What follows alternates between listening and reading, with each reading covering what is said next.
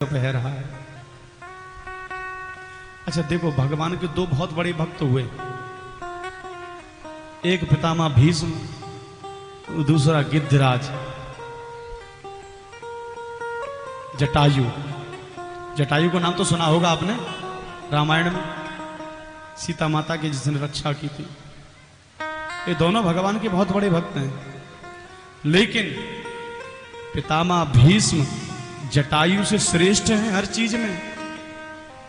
देखो, जटायु पक्षी है, पितामह भीष्म मनुष्य है। मनुष्य पक्षियों से श्रेष्ठ होता है, पक्षियों से बड़ा है मनुष्य। दोनों ही भक्त हैं भगवान के, लेकिन आप स्थिति देखो, एक पक्षी को भगवान श्री राम अपनी गोद में बिठा लेते हैं और कहते हैं कि तुम मेरे पिता दशरथ के समान हो।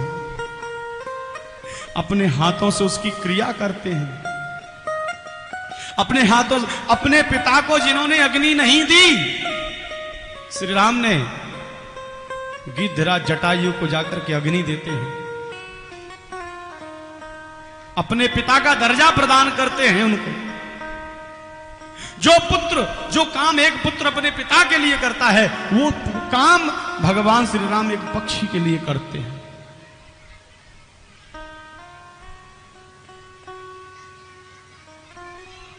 और दूसरी तरफ पितामह भीष्म भगवान के इतने बड़े भक्त होते हुए भी बाणों की सैया पर लेटे हुए।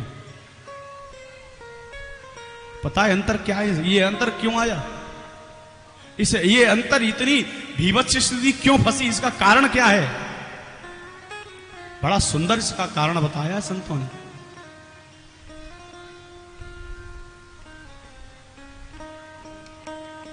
जटायु भले ही पक्षी है, भले ही जाति का पक्षी है, अधम है, मांस भक्षी है,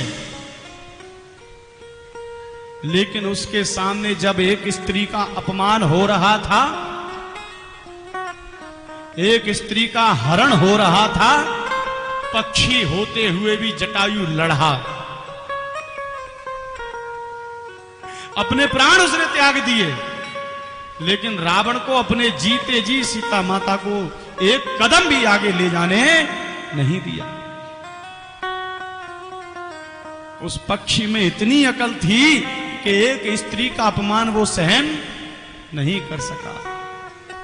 और पितामह भीष्म राजसभा में बैठे हुए हैं, घर की बहू को सामने ही निर्वस्त्र किया जा रहा है, कपड़े उसके खींचे जा रहे हैं, साड़ी खींची जा रही है, और नजर झुका के बैठे हुए हैं।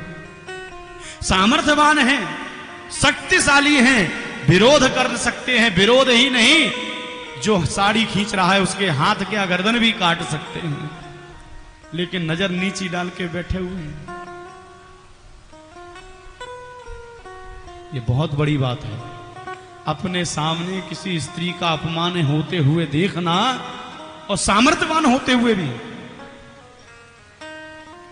देखो, संसार में दो चीज होती हैं, एक होती है प्रलय, संसार की प्रलय, और एक होती है हमारे घरबार की प्रलय। संसार की प्रलय होती है तो सारा संसार नष्ट हो जाता है, और जब हमारे घरबार की प्रलय होती है तो हमारा घर नष्ट हो जाता है।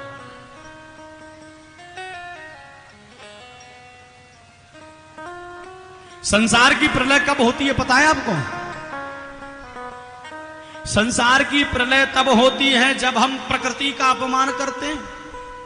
वृक्ष लगाते तो एक नहीं है, जीवन में काट 100 देते हैं, पानी को अनाधुंध बहाते हैं, अन्न को फेंकते हैं, झूठा कर करके कितना ही अन्न फेंक देते हैं। और इस प्रकार से जो लोग, प्रकृति का जब अपमान होता है तो इस संसार का एक दिन प्रलय हो जाता है, सारा संसार एक दिन खत्म हो जाएगा। प्रकृति के अपमान से संसार का प्रलय होता है, और स्त्री के अपमान से घर का प्रलय हो जाता है। जिनके घर में बहन बेटियों का, बहुओं का, माताओं का, बहनों का सम्मान नहीं होता, उनके घर का नाश होगा होगा होगा होगा, कोई नहीं रोक सकता। और उदाहरण से बता दूं, रावण देख लीजिए, रावण ने स्त्री का अपमान किया, रहा न को कुल रोवन हारा, उसके घर में कोई रोने वाला नहीं बचा। कौरवों को देख लीजिएगा, कौरव ने एक स्त्री का अपमान किया, कौरवों ने द्रौपदी का, 100 के 100 भाई सब मारे गए, कोई नहीं बचा। और कंस को देख लीजिएगा, उदाहरण से बता दूं, कंस ने अपनी बहन को बहू बनी दुल्हन बन के विदा होके जा रही थी, रस से चोटी पकड़ के नीचे खींचा था, मारा था। अपमान का अर्थ क्या हुआ? एक दिन अपने सब परिकर सहित मारा गया। जो स्त्रियों का अपमान करते हैं उनका घर कभी आगे बढ़ नहीं सकता, खत्म हो जाएगा बहुत जल्दी। उस घर में दीपक जलाने वाला व्यक्ति नहीं बचेगा जहां ऐसा हो। इसीलिए हर घर में माताओं का, बहनों का बहुत सम्मान होना चाहिए, बहुओं का, बेटियों का। लेकिन दिक्कत इस बात की है, आप कहीं भी चले जाओ दुनिया में, किसी के भी घर पे मैया में और बेटी में लड़ाई होती हुई नहीं मिलेगी तुम्हें। काऊ के घर चले जाओ, मैया में और बेटी में लड़ाई नहीं हो रही है, बिल्कुल। मैया बेटी ऐसे प्रेम से रहती हैं बहुत ज्यादा, और 99% ऐसे घर मिलेंगे कि बहू में सास में लड़ाई हो रही होगी। तो बहू बनते या सास बनते ही जन क्या बदल जाता है पता नहीं। भाव ऐसे बदलता है, बताएं। अपनी बेटी कुछ भी कर देगी तो मैया सिखाएगी, नहीं बेटा ऐसे नहीं, ऐसे करते हैं। और दूसरे की बेटी घर पे ब्याह है कि आ जाए तो सिखावे ना, सीधी भटका रहेगी। तेरी मैया ने जेऊ ने सिखाया तो है?